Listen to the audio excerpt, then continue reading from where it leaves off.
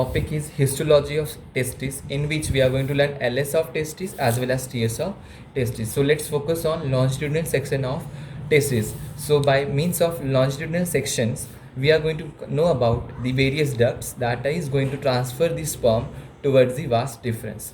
So let us start. So testis is present in, of course, testis is present in the scrotum sac. For holding that testis in the scrotum sac, there is a spermatic cord is present. Now this TS of testis is covered by two layers. Outer layer is called as tunica vaginalis and inner layer it is called as tunica albuginea.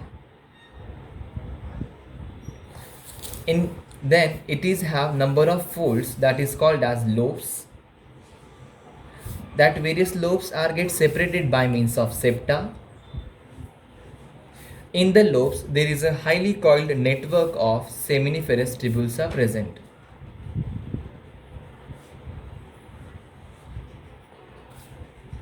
Now, these seminiferous tubules are going to get collectively formed at a central zone that is a mixture referred as a rete testis. Now, rete testis will get move into the epididymis part. That part is called by means of vas efferentia. It means the journey starts from the seminiferous tubules to the bunch or network is called as rete testis. Then that rete testis will move towards the vas efferentia. Then vas efferentia will enter into the head of the testis, that is a covering that is referred as epididymis. So vas efferentia will lead to the epididymis. As we already know, epididymis is divided in three regions: head of the epididymis, body of the epididymis and tail of the epididymis. Then later on epididymis is directly going to form the next tube, that is your vas deferens. So it is a simple the TS of testis, LS of testis, that shows the network of tubules that start from double layer tunica vaginalis and tunica albugina. Then in between various septas are present dividing the lobes, and in the lobes seminiferous tubules are present. That seminiferous tubules are get gathered, forms a bunch that referred as a rete testis. Then that rete testis enters into the epididymis part, but now the name it is referred as vas efferentia. Vas efferentia will lead to the next duct, that is vas deferens. Then we know the journey from vas deferens, it go towards the ejaculatory duct, then into the urinogenital duct. So it is all about LS of testis. So now let's focus on the another histological structure, that is a TS of testis. So let's talk about important features of TS of testis. So TS of testis, as usual, the outer layer it is referred as germinal epithelium. In between various lobes are present, and that lobes are referred as the seminiferous tubules.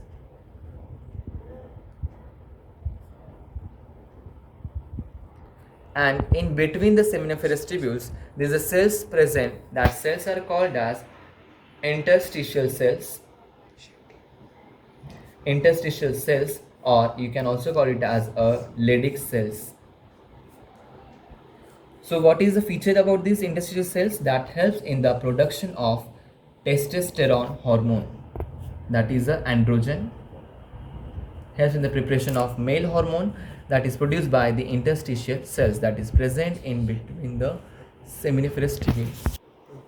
So hormones are produced by the interstitial cells.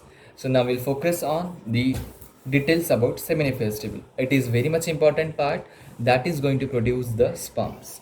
So here the elongated cells, we called as a Sertoli cells. We can see in the diagram these elongated cells are referred as Sertoli cells, or it is also called as sustentacular cells. What is the feature of Sertoli cells?